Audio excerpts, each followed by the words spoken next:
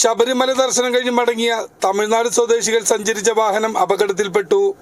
കൊല്ലം തിരുമംഗലം ദേശീയപാതയിലാണ് അപകടം സംഭവിച്ചത്.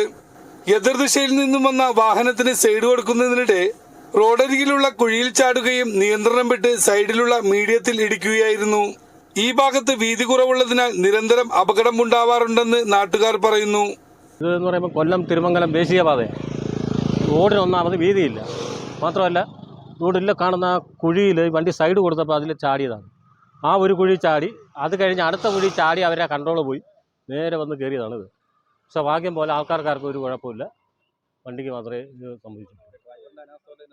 ഒന്നുമല്ല, ആ കുഴി ചാടിയതാണ് സംഭവം. സൈഡ് കൊടുത്തപ്പോൾ സൈഡില്ല. ഇവിടുന്ന് വണ്ടി ഇങ്ങനെ തുരുതുരാ വന്നുകൊണ്ടിരുന്നു. അവർ ആ സൈഡ് കൊടുത്തപ്പോഴത്തേക്ക് ആ സൈഡിലെ കുഴി അത് ശ്രദ്ധിച്ച് കാണത്തില്ല. അതാണ് സംഭവിച്ചത്. കാരണം ഇത്രയും വീതി കുറഞ്ഞത് അത് അയാൾക്ക് അറിയത്തില്ലല്ലോ. സീസൺ ആ വണ്ടി വരുന്നത് ആവശ്യം പോലെ വണ്ടി വരുന്നതാണ്.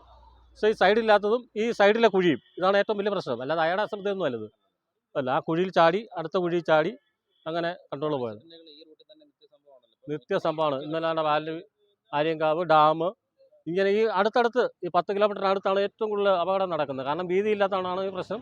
അത് മാത്രമല്ല റോഡ് കറക്റ്റായിട്ട് ഈ സൈഡുകളൊന്നും അടയ്ക്കുന്നില്ല ഇവർ. ഈ റോഡിൻ്റെ സൈഡ് മൊത്തം കുഴിയാണ്. വരുന്ന വണ്ടി കുഴി ഇറക്കി കഴിഞ്ഞാൽ വണ്ടി ചരിയും. അല്ലാതെ ഇത് ഈ ഉദ്യോഗസ്ഥന്മാരുടെ അനാസ്ഥ കൊണ്ട് തന്നെ, ഹൈവേക്കാരുടെ അനാസ്ഥ കൊണ്ട് തന്നെ. ആര്യങ്കാവ് കണ്ട ആ പാലം കിടക്കുന്നത് ഇപ്പോഴും ഗ്യാരൻറ്റിയുള്ള റോഡാണെന്നൊക്കെയാണ് പറയുന്നത്. പക്ഷേ 2 കൊല്ലം ആയില്ല അത് പണിഞ്ഞിട്ട്. ഇപ്പോൾ ഒരു കടലിൽ മറ്റേ തിരമാല അടിക്കുന്ന പോലെ ഈ വോട്ട് പോകുന്ന പോലെ വെള്ളം പോകുന്നത്. അവർക്കെന്നും പ്രശ്നമല്ലയോ. കാരണം അവരിവിടെ വന്നു കഴിഞ്ഞാൽ 2-3 മണിക്കൂർ ഇതേപോലെ ബ്ലോക്ക് അല്ലയോ. ഇതിനകത്ത് ഇപ്പോൾ കുഴപ്പമൊന്നുമില്ല, ആർക്കും ഒന്നും പറ്റിയിട്ടില്ല. എന്ന് വെച്ചാൽ 1 മണിക്കൂറായി.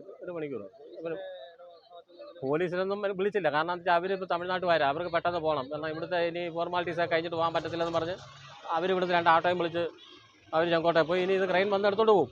അല്ലാതെ വേറെ പ്രശ്നങ്ങളൊന്നും അവർക്കില്ല. അല്ലാതെ പോലീസുമായിട്ടുള്ള ഇതൊന്നുമില്ല. ഇവിടുത്തെ പ്രദേശവാസികൾ പറയുന്നത് മെയിനായിട്ട് റോഡിന് വേണ്ടത്ര വീതികൾ ഇല്ലെന്നാണ് പറയുന്നത്. തീർത്ഥാടനത്തിന് പോയി വന്ന വാഹനമാണ് ഇത്തരത്തിൽ അപകടത്തിൽപ്പെട്ടത്. ഇങ്ങനൊരു കട്ടിങ്ങും കാര്യങ്ങളൊക്കെ നമുക്ക് എങ്ങനെയാണ് ഒരു വാഹനം പാർക്ക് ചെയ്യുന്നത് പോലും അറിയാത്തൊരു അവസ്ഥയിലാണ് കാണുന്നത്.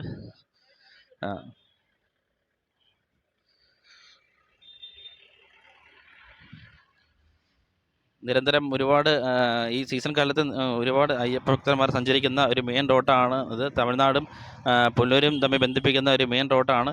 ഇതുവഴിയാണ് തീർത്ഥാടന വാഹനങ്ങൾ നിരന്തരമായി ഒരു ദിവസം തന്നെ ലക്ഷക്കണക്കിന് വാഹനങ്ങളാണ് ഇതുവഴി കടന്നു പോകുന്നത്. അതുകൊണ്ട് അയ്യപ്പ ഭക്തന്മാർക്ക് വേണ്ടത്ര സൗകര്യങ്ങളില്ലാത്ത ഒരു അവസ്ഥയിലാണ് ഈ റോഡ് മുന്നോട്ട് പോയിക്കൊണ്ടിരിക്കുന്നത്. വണ്ടിക്ക് സൈഡ് കൊടുക്കുന്ന സമയത്താണ് ഇത്തരത്തിലുള്ള ആക്സിഡൻറ്റ് സംഭവിക്കുന്നത്.